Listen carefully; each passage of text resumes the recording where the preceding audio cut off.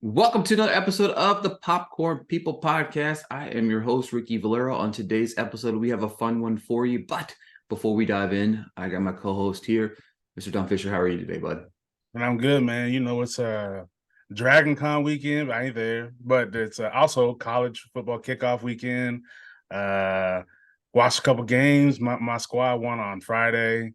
The Hurricanes, there's been some blowouts. There's been some surprises. There's been some really surprising fun games like the Colorado TCU game. So shout out Coach Prime, because that shit was impressive. Um, his son is legit. I don't know if you watch any of that game, but Shador, man, like 500 yards, like first game, you prove all your doubters wrong, and then you also break a school record the first game. Like, that's crazy. Yeah, they came out and balled, man. I didn't get a chance to really watch a lot of the game. I caught some of the highlights, but and it was crazy because he had like another 2 touchdowns, but they were dropped. Yeah. And but not only for Prime to come out there and shut everybody up. He's like, oh, he's going to this bigger school. He ain't going to be able to do nothing. I mean, he went out and beat the team that was in the title game last year. You know, sure, they might have lost players, et cetera, but they were favored by 21. TCU was favored by 21 over Colorado. Came out there, not only did they beat them, they scored 45. You know what I mean? Looked really good along the way. And Dion, man, don't get him started, man. He was Yeah. he was yapping it up, man. So it was definitely good for him, though. You know what I mean? For sure. Break that mold. You know what I'm saying? Break the barriers, and I hope that he continues to do so because, you know, the guy's a good. I love Dion, so I've loved Dion since I was a kid. So very, very, yeah. It's a crazy weekend, like college football. Like there's college football all weekend. There's, you know, movies in theaters. It's a 3-day weekend. There's so many different things going on this weekend. It's kind of crazy to kind of really sit down and think about it. We, for those of you watching, we aren't live, but you can comment along. We'd greatly appreciate it just because, you know, and we could, appreciate the, support of the Popcorn People podcast on a weekly basis here. Just a quick rundown of what we got in store for you on this episode. We're going to break down the Book of Clarence trailer. Very excited to chat about that. News of the week, we're going to talk about award season. It's kicked off with festival season. We're going to talk about a few of the movies that have been, chatted about over the last couple of days. We're going to review the film Bottoms today. I think the review portion of the show this week will be a lot better than last week's. We'll drop with some recommendations, and then, of course, we're going to do top 3 condiment rankings today. Very, very excited about that one. Shout out to Dom's old lady for the suggestion there. But yeah, it's going to be a fun episode. I don't have we're not filming on StreamYard, so I don't have the fancy segment things this week. So, I'll just make random noises, and we'll just trailer of the week, Dom. It's on now, but let's go ahead and kick it off with the trailer of the week, Dom. So yeah, as much as we have all these delays and bad news in the film world, we still have films that are done that are still going to drop this year and next year. Upcoming, I think the top of 2024, I believe we have the Book of Clarence. A down on his luck man embarks on a misguided attempt to capitalize on the rise of celebrity and influence of the Messiah for his own personal gain. We have Lakeith Stanfield, we have RJ Kyler, we have, Tiana Taylor, we have Benedict Cumberbatch, James McAvoy. I mean, there's a long list of great talent attached to this, along with this being directed by James Samuels, who did The Harder They Fall, and of course Jay-Z also has a part in this. And if it's anything close to The Harder They Fall, this is going to be fantastic. What were your thoughts? Yeah, so the thing about it is it's definitely an interesting concept, an interesting story to kind of tackle, right? You know what I mean? It's definitely something that I'm intrigued by. Furthermore, you take that aspect of things, and then you look at this cast. This cast is loaded from top to bottom.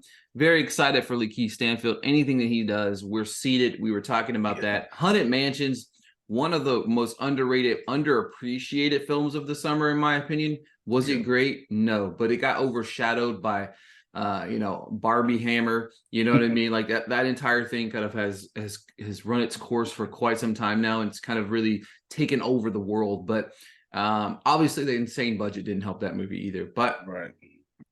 it definitely, like Lakeith Stanfield in his mere moments in the trailer definitely looks strong. You know what I mean? He definitely looks like a somebody that you're gonna really gravitate towards. Obviously, if you think back in this era, it's funny because it's kind of no different from that Hill movie. You're watching a book defined in a way of somebody else to try to, for their own gain. You know what I'm saying? So it's definitely interesting to see that. James McAvoy looking maybe what might be a villainous character. I love seeing him in films, period. He's a great actor. James Samuel, look, The Harder They Fall was a banger, straight banger, an underappreciated banger. Did not get half the love that it should have. He wrote and directed The Harder They Fall, co-wrote and directed this as well.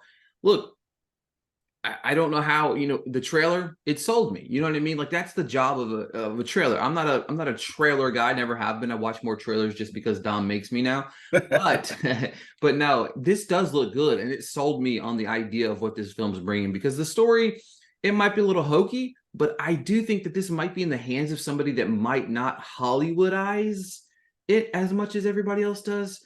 So I'm kind of excited about it. And it does looks like it might have that limited release at the end of the year, heading into January release. Right. So I'm definitely intrigued by that. So are they going to try to maybe make a little bit of a awards move with it? Who knows? You know what I mean? But I don't know. It looks good, man. I'm kind of excited about it, to be honest. I saw the trailer in front of Equalizer on the big screen. And I'm like, man, this kind of looks, the banger, the sound. Jay-Z did a hell of a job with the Harder They Fall soundtrack. And Samuel and Jay-Z, if I remember correctly, they have a long history together, right? Yeah. Musically and Yeah. stuff. So I don't know. know. Samuel's or AKA the Bullets. That's like his music name. Yeah, this looks like it looks really good. Like and as someone who is not a super religious person, but I like lore of anything, whether no matter the religion, no matter people's thoughts about it. I like the backstory of how the story came to be, why people love it, why they follow it, and it's all and there's always a human element, and it's interesting because this is what a lot of people like. This is a story that people that can relate to. You see this person out of nowhere getting all this power and celebrity, and you're like, why is this person getting it? I want that. I want to be that person. I want this power. I want this notoriety. So it immediately calls to you because you go, I understand the story. If no matter if you're religious or not, if you're of a certain denomination, you look at this and you go, oh, I recognize this. I know people like this. I know personally you may be like this, and it's interesting. I mean, this is the one scene where you go, "Oh, you're a Messiah. Walk on water." I want to know how that scene turns out. Like so bad. Because they edited it so well. I was like, oh, I want to know like what he did, and the fact that it has like the imagery of the Last Supper and Clarence is in the middle, and I'm like, yo, like how is this story going to turn out? And I'm curious to see who is going to play Jesus, Right. Because we have all these names, and I'm just like, I don't think any of those necessarily are the person who's going to play Jesus. They wouldn't show the face, so maybe we don't see it the whole time. I mean, that'd be good too. Right. The way the Air kind of did the Jordan thing, where you don't really see him most of the time, don't really speak. So yeah, this could be really creative, really interesting. I'm sure there's going to be your people who get upset because it's why is there so many black people, and it's like, well, those that know about that time, that era of what people look like, the demographic looked like back then. So yeah, this is I'm looking forward to this. And those that know me, you never really hear me look forward to a religious film. And then this one, I don't necessarily think that it's a religious film, a faith-based film. I think it's just around that era. But regardless, I think knowing some backstory of the Bible, knowing some of the characters is going to play a part. So it does kind of help. And luckily, I'm decently read in a few different religions. So I'm very excited to see how this is going to turn out. Yeah, another few elements that I was kind of just kind of doing some background look. I don't. Did you see Benedict Cumberbatch in the trailer? I didn't. See that maybe he's Jesus. I don't know. Maybe. But looking at some of the things, the one thing I didn't know that the obviously you never know with Hollywood these days is, but the film locations were in Italy, Rome, Italy. I mean, Materia, Italy, and Rome, Italy. So that's really cool that they really got the aesthetic of that old school there. A few things below the line is interesting. He's working with the same costume designer with The Harder They Fall. But the production editor Tom Eagles and Peter Walpole edited the film. Eagles won or got nominated for an Oscar for Jojo Rabbit, but visual effects supervisor Adam Asmi worked on Man of Steel and Avatar, so that's definitely interesting. And then of course Samuel himself will compose the film, so it's super exciting. I mean, we're it's I've got more of a level of intrigue than the surface level that I would have read a synopsis on the internet. Yeah, you know what I mean? Like just based on the trailer alone. You have a trailer, you have a stat cast, you have a director that I'm intrigued by. So I don't know, man. I agree with you. I'm a lot more surprised how excited I'm about that film than I probably thought I would be. So I'm kind of curious on like how much this may be a story that relates to now, like with social media, where we see this one person blow up overnight or whatever, and you're like, I make this content. Why did this person blow up and I didn't blow up? yeah. Because it's like your hustler, grifter, jealousy type story. Because him trying to stand on a hill and give a sermon to two people is hilarious to me. Yeah. He just like he's copying content, and he's like, look, I can do this, and clearly it's gonna be a journey, so it's gonna be good. Yeah, I definitely agree. I agree that the modern day people don't think that they can see the visual representation of certain things and aspects of the Bible inside a book. It's like, what are you talking about? Like, it's in everyday walk of life. And you're right. Like, this could be looked at. You could see this movie you don't have to be very biblical, as you said, to really maybe process and enjoy this. You might have somebody in your life that's like that, like, oh, well, this person did this. Now I'm going to go steal this, and this, and do this, and this. Or, I mean, we always have the rise of different influencers, as you can say. So speaking of which, though, award season is here for the news of the week. The festival season is here. Venice Film Festival is happening right now, and then you have TIFF right around the corner. You have Telluride happening. We're in the middle of award season. It means that Dom and I have a very packed 3 or 4 months ahead of us, being parts of several different organizations where we're voting bodies. So that's definitely something to look out for. We will probably become very heavy, not necessarily award oriented, but award film oriented. Yeah. But we will definitely sneak some things in that are under the radar across the next couple of months. But I'd say that October month, we are in September now, right? Yeah, we're in September now. So Nashville Film Festival is at the end of the month. So we got that, and all of those things kind of falling in place. But that being said, Michael Mann's Ferrari getting massive amounts of praise with Adam Driver leading that cast. Emerald Fennell's follow-up to Promising a Woman. Saltburn getting lots and lots of praise. The one that I'm very, very excited about is Bradley Cooper's return to the director's chair for Maestro. Apparently Cooper's getting rave reviews for his direction, while Carey Mulligan is getting rave reviews for her performance in that.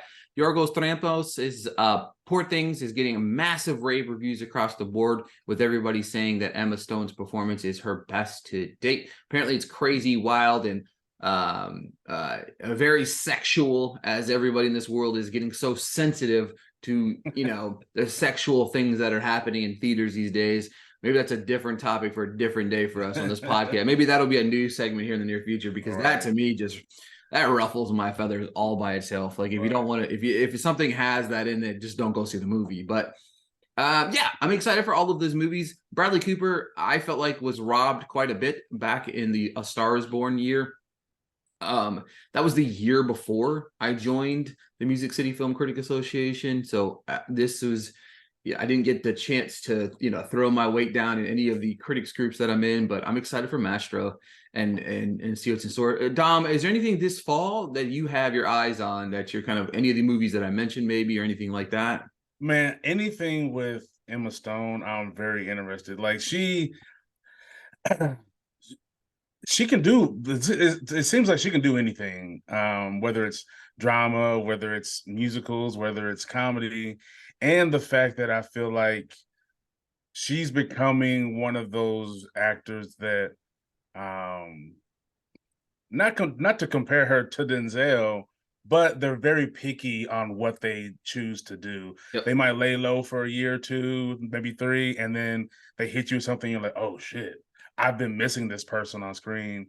And then Ferrari seems interesting. Like Adam Driver, I love Adam Driver. Um, it's one of those things where I'm not necessarily super interested in the story, but I'm interested in how they bring it to life. And then hearing him, some of that press conference, him speaking about it. I mean, the dude's the utmost professional. So yeah, I'm curious about that one. And I mean, there was Dune 2, but They won't pay their writers. yeah. And in case anybody's wondering, Adam did talk about like this is an independent film or one that's not struck. That's why he's able to promote it Yeah, and talk about it. What is it? Is that Lionsgate? I'm trying to remember what I I'm think trying so. to like it's they agreed to the terms of SAG Yeah. and WGA's agreement, which is allows them to promote the movies, which is very exciting to see, and definitely interesting to see with those films, because you have movies like Poor Things that, and these Searchlight films, people don't remember Searchlight is under that Disney umbrella, so that's not going to get those quote unquote releases. Yeah. Netflix isn't going to, obviously, because they're in the center of all of this, but it's going to be definitely interesting. WB won't be.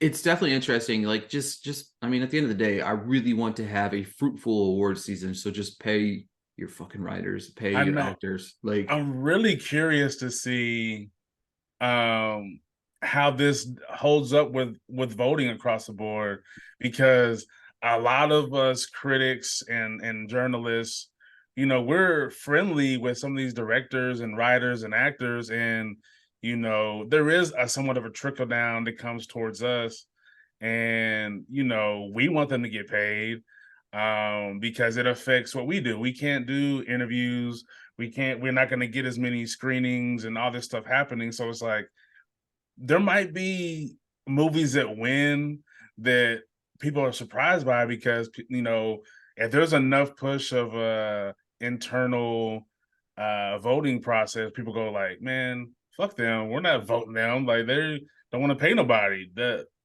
because regardless of people think, these studios care about awards. yeah. They have their trophies in their So do the offices. actors and actresses, and yeah. Yeah, so like, if everybody decides like we're not gonna vote for this movie, it's like, well, you did that to yourself, man. You pay your writers, pay your actors. Like, it's not hard.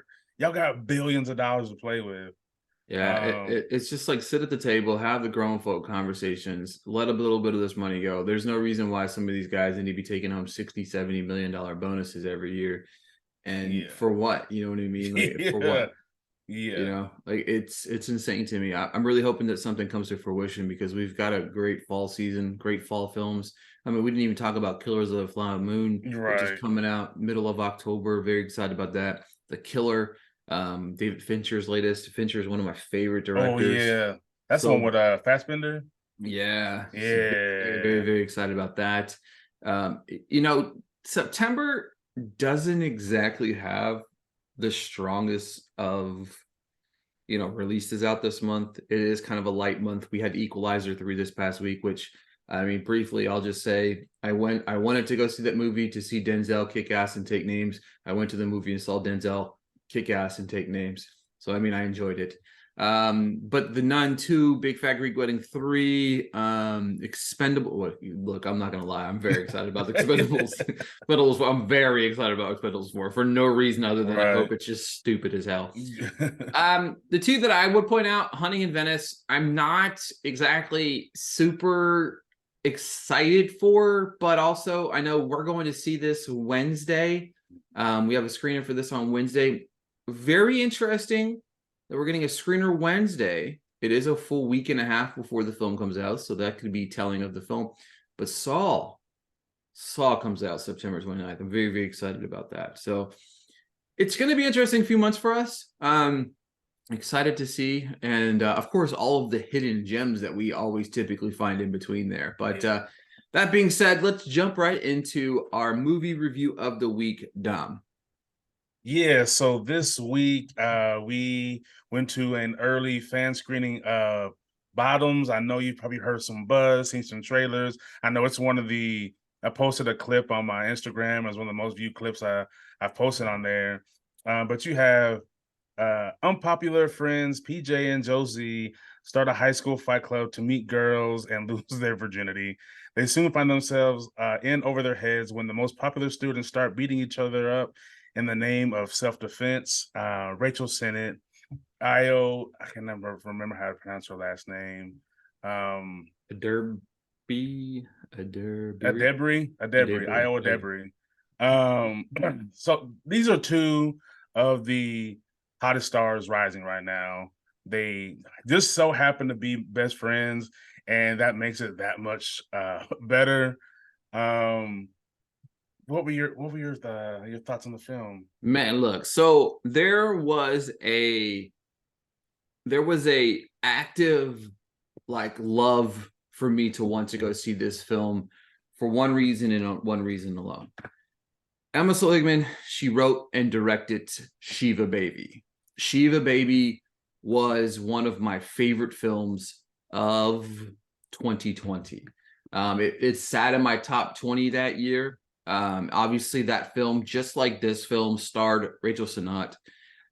If you have not seen Shiva Baby, please watch that film. It is brilliant. The other thing that's not so good in that movie, just being this straight-laced, funny, but like deadpan comedy type of thing for her. But this film had high hopes, had heard so much good about this that the expectations were really high. And you know what? It landed, man. This movie was hilarious. Top to bottom. I don't have a single bad thing to say about any of the cast. Like everybody was strong. Nicholas Galitzin was hilarious as the boyfriend, the football player boyfriend. Some of his high pitch like voices at certain aspects were hilarious. Io, Rachel, Havana, Kaya, all the women in this fantastic. It's brilliantly written. I do want to shout out Rachel Sennott, who co-wrote this with Emma. I don't think a lot of people know that aspect of this, but I do have to say, funny, hilarious, heartfelt at times. Look, is the story in like reinventive? No, it's something we've seen before, but it's spun in a different way. Yeah. That really, I mean, let's just be real. That kind of highlights, it's okay to be different. It's okay to be, not a cheerleader, not popular, not all of those things that we see typically in some of these styles of films. But I do have to point out one individual who absolutely rocked the world, and that was Marshawn Lynch, who was hilarious. There's one thing that I did see that he said in an interview that was really, really cool. He said that when his sister told him that she came out as gay, that he didn't handle it very well. And he had hoped that him being in this movie, improvising he improvised most of his lines apparently, right, that like he had hoped that this was a turn in that right direction because he didn't handle that correctly. But he was hilarious. I would love to see him in more comedies now because of this. But to me, one of the finest scripts. Simplistic, yes, but there is some very, very funny moments in this movie. Definitely in my top 10 of the year. Dom, what did you think? There was the best thing about this was seeing it in a packed house too. Yeah. Bottoms is Bottoms is easily one of my favorite films of the year. Perhaps the funniest film of the year, because I know we have these films that are labeled comedies, but this is laugh out loud funny. You go with your friends and enjoy yourself. The cast is phenomenal. I do love the point of view, like you were saying, that it's subversive to where we normally see these movies from the these type of teen high school films from the point of view of either a jock or someone who's after a jock, or so some kind of like, mushy love story and everything is roses. But this is from the point of view of, what they're calling them, ugly gay, what are they gay, untalented and ugly, which is crazy. But from that point of view, we're seeing like the jocks wear their uniforms the entire film, where they see like a cheerleading scene where they're like over sexualized on purpose, and instead of cheering, and it's done so well. I love the some of this exposition of like introducing the Fight Club, and you see this mirror of the Fight Club that we know a little bit. And just like the lengths that a high school kid, or really anybody, uh high school age and up, will go to get somebody that they want to hook up with, per se. And Marshawn Lynch, man, I've always loved him as a person. I mean, he's probably the realest celebrity we have besides like maybe Shaq, because they don't bite their tongue. They say what they feel. It's not always PC, but they mean well all the time. They're just trying to help people and have fun. And this is Marshawn Lynch being Marshawn Lynch. Yeah, man. I mean, the fight scenes are hilarious. The final climactic scene is bonkers. Like, anybody that can explain it to you, if they wanted to spoil it, it still wouldn't do it justice, because it's so like out of left field and unexpected, and it's fantastic. It's probably one of my favorite scenes because it's so absurd. Telling you, man, to me, there is a new Avengers Assemble. Yeah. It's no longer Avengers Assemble. You see the Avengers. You see, and when you hear Avengers Assemble, I swear to you, I need to get ahead of the curve. When they say Avengers Assemble, it's just the girls lining up, ready to kick ass and one of the most wild, incredibly insane, it's just absurd. Like, Yeah. it's one of, if not the best, one of the better comedies that we've seen. But it's like one that like, you're expecting crazy at the end of the movie because of how it was, but that was just way beyond ever I expected. Yeah. And I think one of the like the heartfelt parts you can take out of it is sometimes you just gotta shoot your shot. You're gonna be nervous, you're gonna be scared, but sometimes all it takes is, hey, will you want to go out with me? Because it's so weird. Like, looking how they portrayed high school is very much how we put it in our heads, and these very stark categories. And so a lot of people, you don't mix the goth kids and the nerdy kids, or the jocks and the choir. You don't, we don't, for some reason we put in our heads when we go to high school, this is just, you got to get in the group and that's it, like it's jail. But like, we know as being adults, all those things can mix at once, and seeing how it starts to happen in that film is great to see, because you have all these girls from different groups within the school that do come together, and in the name of women empowerment. And it's great to see. I mean, it's everything about the movie is over the top, but it's done in such a way that this is one of those films that you can watch multiple times in a day. Like, as soon as it was over, I was kind of like, damn, I kind of want to watch it again. And it's only an hour and a half. Yeah. Oh my God. The idea of the creators, Emma and Rachel, probably coming up with the idea of, let's make this a brisk comedy runtime too. Brilliant idea, because to me, there's so many people that struggle with the balance of the editing process, and sometimes making comedy films too long. Like, even recently, Vacation Friends 2, close to 2 hours long. There's no reason any type of those movies should be that long. You know what I mean? But yeah, incredibly impressed.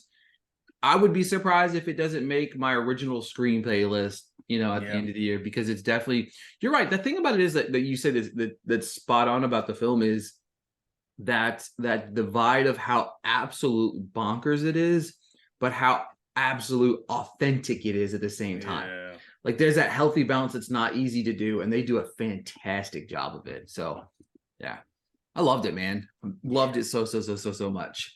No fancy music again, blah blah. All right, so that being said, we, as we do each and every week, we give you some watch recommendations. Definitely in the world of trying to find different hidden gems, maybe, or stuff that we watched in the past that we really enjoyed. Dom, was there anything this week that you watched that kind of piqued your interest? So for me, with the Nun 2 coming out, I'm trying to get back in this Conjuring universe. It's hit and miss for me, honestly. Like before I, decided to entrench myself in film, I went with a group of friends back when The Conjuring first came out, and I almost left. I was like, I'm not that impressed. And people, they top that as like their favorite one of the Conjuring universe, but I wasn't a huge fan. I believe I love the second one. The Annabelle stuff is okay. I don't know. But I'm trying to get back into the universe because I do want to. The Nun came out so long ago, it feels. So I kind of want to go back and connect all the dots to kind of see what we're getting in this next one. Um, so I don't know exactly where I'm gonna start. I might start with the Nun because the Nun 2 is about to come out. My experience was slightly ruined with the Nun, so I kind of have it hanging kind of low because when I went, I had a bunch of teenagers next to me having some good old fun. I get it, but like when you're yelling throughout the whole movie and I can't hear anything, it just ruins my experience. Um, so that's where I'm at with my film. As far as television, um, I didn't really watch anything new, but I have been since it landed on Netflix. I have been watching SWAT before I go to bed sometimes, and it's like the problem with these shows is that they're written in such a encapsulated way that you once you start it, you have to finish it. It's like Law and Order SVU. Once you see 15 minutes, you're like, I have to finish this episode. And before you know it, it's 3 o'clock in the morning. You're like, oh fuck, I messed up by watching 6 episodes. Um, I mean, it's got Shamar Moore. I mean, I don't have to say no more. Uh, no dude should be that pretty. It don't make no sense. But yeah, I mean, it's a great show. It's got like I think 6 seasons on Netflix now. I believe the newer ones, Shamar is Hondo or has retired, so I don't believe he'll be on the show any further. But the cast is good, the acting's good. Some of these stories fuck me up. Like I watched one last night and I had to um put a buffer on before I went to sleep. I had to go put on something cheerful because I was like, this shit's too real right now. I don't want to dream about this when I go to sleep. So yeah, I mean, I'm sure a lot of people have seen episodes here and there, but to be able to binge these episodes, man, the show's really good. What you got? So I have so there was a new show that released on Prime Video. It was a docu-series following the Evangel Christian Academy in Shreveport, Louisiana. It's called God Family Football. And it follows Denny Duran, a high school football coach who comes out of retirement to coach the football team he founded, which is obviously Evangel Christian Academy. A lot of these shows that when I watch them, I'm kind of in the middle on because there's a new one that's coming out that I can't talk about till next week that you want to appreciate what's going on, but then there's also that exploration of these characters, of these people in real life time that you don't always feel comfortable with. This one felt a little bit different. I do think Danny Duran actually cares about these kids, so it's definitely different in that aspect. I do think that this series is very it doesn't reinvent the quote unquote docu-series wheel in the sports world, but 6 episodes, it's easy to binge, it's easy to kind of follow along, and these kids are just, a lot of these kids are special, you know what I mean? Like it's just in the story special. And that's what I liked about it. So yeah, God Family Football on Amazon Freevee right now. And another show I just kind of like stumbled across it on Max. I'm a big time cooking show guy. Love all cooking shows. I don't like the host Bobby Flay. I think that he's a idiot and he's just a dick. But Bobby's Triple Threat season 2 just dropped on HBO Max. It's definitely different. It doesn't take much to get me interested in a cooking show. All you have to do is sit down and watch it. But this one's kind of just different. It's like underground kitchen, New York City. Bobby hosts a secret triple threat showdown. So basically, you have 3 chefs. You have one critically acclaimed chef that has to come in, and he cooks 3 different meals against each one of these people. And then whoever has the most points at the end, if the person that comes in to challenge the trio of culinary titans, as they're called, then they win $25,000. But of course, if they lose, then they lose.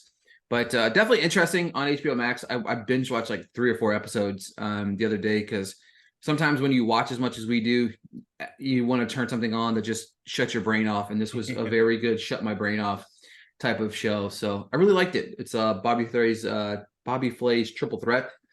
So if you have, I don't know, if you like cooking shows, definitely check that out. Season 2, I didn't even know there's a season 1. So yeah, you just stumble across stuff and, cooking show, count me in. Right. So yeah, Max doesn't. The only beef I have with Max is they don't have their app configured in a way that's like easy to find stuff or highlighting stuff. Like I feel like Prime and Netflix probably do it the best.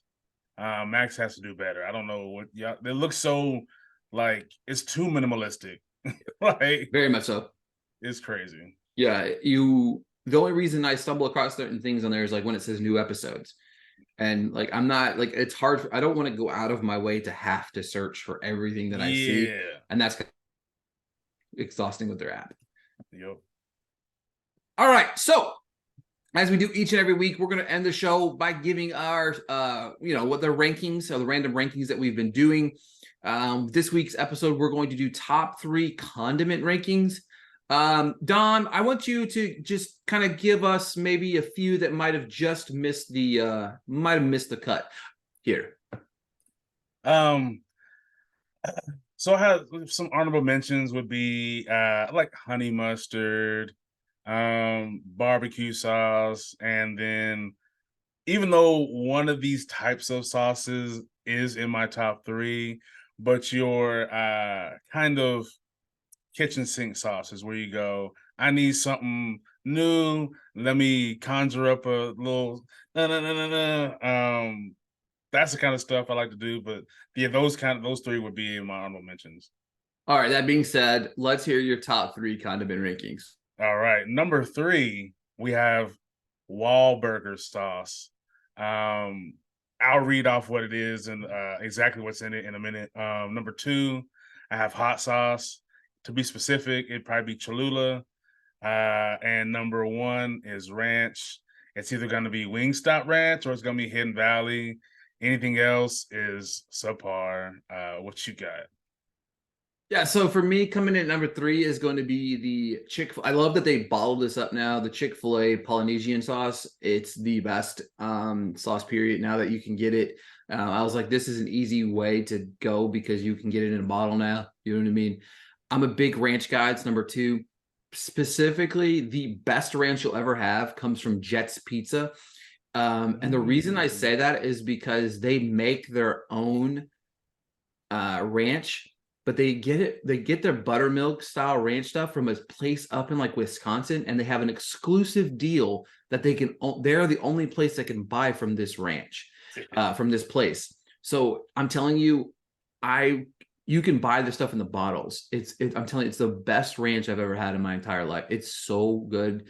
And there's one thing that I use as a kind of a hidden gem as a condiment, and I do it on sandwiches, hot dogs, even hamburgers and stuff like that. Spicy mustard. I am a huge spicy mustard guy, and it's just something that I use a lot of.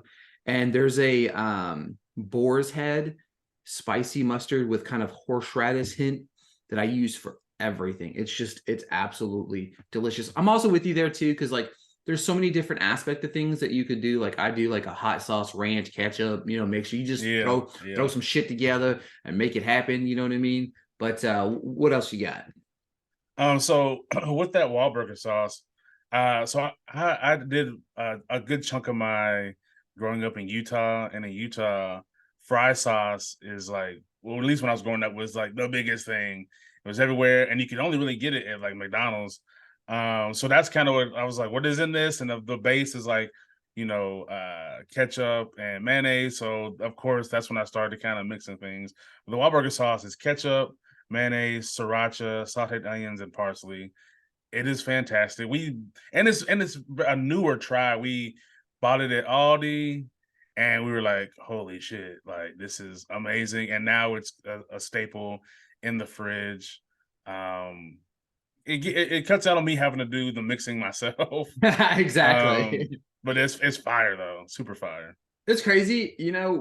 I love shopping at Aldi's. I think Aldi's is highly underrated, but Yeah. sometimes you find something there and then you can never find it again. And it's so frustrating because they just have the ever turning things where they just kind of get a few selection things, but then you go out and search for it in other places, you can never find it. Yep. But I definitely love Aldi's.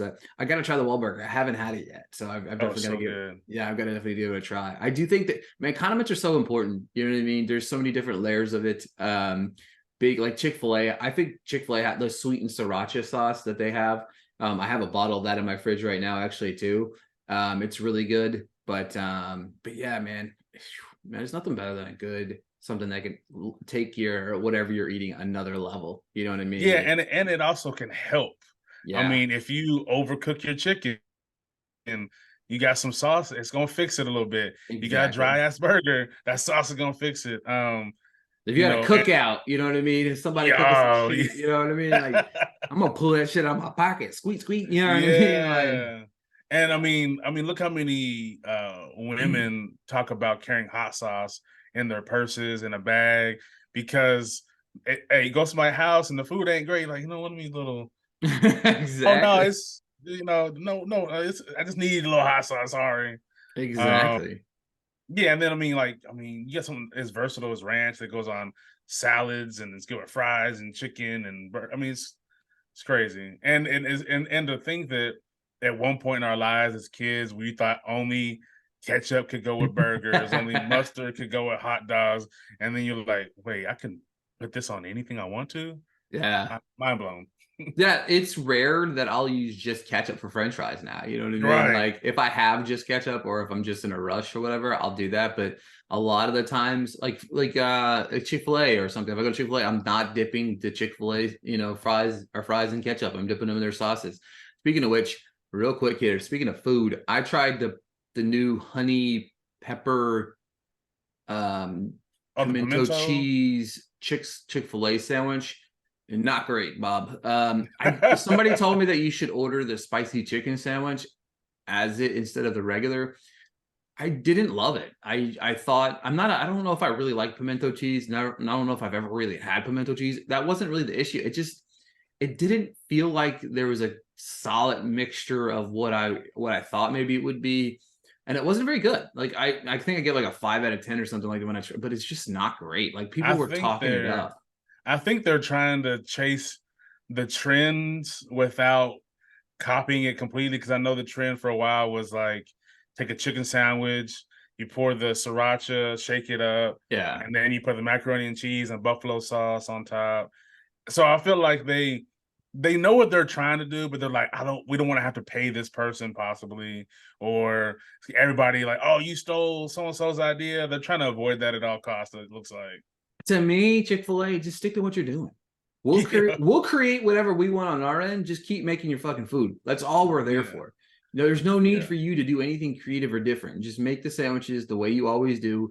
Whatever crack that you put in to make it taste like everybody else, you know what I mean? It's It's delicious. like when McDonald's try to sell a burger with French fries on it. You don't Yeah. got to do that. We'll do it No. ourselves. Exactly. What are you doing? Yeah, because when you do it, it's going to taste a little bit different. We're going to get soggy ass French fries on our. Yeah. No, we'll get the burgers. We'll put them in there. You know what I mean? That'd be like Wendy's trying to sell fries inside their frosties. You know, you're like, stop it. Like, Next week's show should be a fun one. I did just see that the embargo for a hunting in Venice would be ahead of whenever we speak on Sundays. So that's a very, very exciting to talk about. That's definitely fun to know that we'll be able to talk about a hunting in Venice. That'll be our movie next week, and whatever else we, slide up in there. Fall TV's right around the corner. Very tricky this year, but I definitely feel like we'll still be able to kind of grasp a few things. But yeah, exciting week, Dom. Let's I don't know. It was a fun week. Bottoms was fantastic. Please go see Bottoms. Support that Yeah, movie. for Give it sure. all the money in the world because it was And go fantastic. watch if you Google Rachel and Io on YouTube. They did a bunch of interviews and little fun little games and stuff before all the strike stuff happened. And I watched probably 5 of them, and those two together, it's just a delight to watch. They're funny, and they have this weird like chemistry because they're such good friends and met in a creative space that is it's unlike other celebrity friendships that you see. Yeah, it's definitely one of those things. I need a Emma, Io, and Rachel universe. You know what I mean? Yeah. Like, just keep feeding us. So, Yeah. all right, that's it for this week's episode. We will talk to you guys next week. Peace.